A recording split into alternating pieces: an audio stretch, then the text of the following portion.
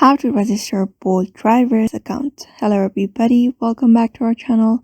Today in this video we will guide you through on how you can register on Bolt drivers. So let's just get ahead with the process and look out on how we can do that.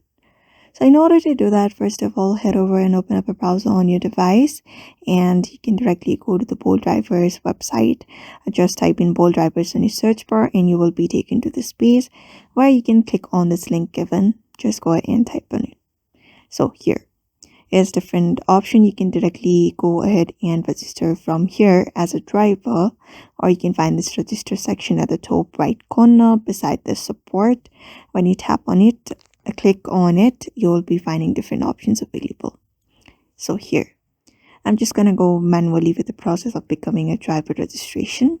For that, you just need to enter your email address and your phone number. After that, your city from where you belong or where you will be driving. And after you have done that, you're just gonna go ahead and accept the terms and conditions and go on with the process and register as driver and wait for the registration to be completed, and that is it. That is how you do it. So follow up the method and it's it. So I hope this video was helpful to you, and thank you for watching this video.